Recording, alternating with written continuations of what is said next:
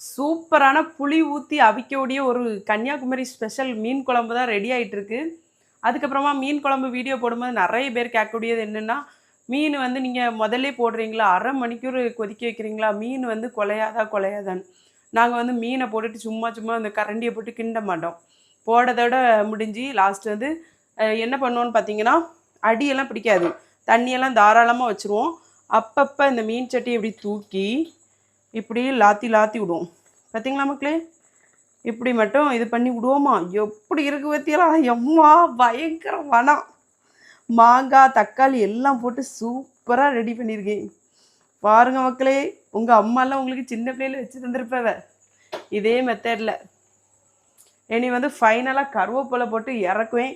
இந்த ரெசிபி வேணால் கேளுங்க சரியா, அடிப்பொலி டேஸ்ட்டாக இருக்கும்.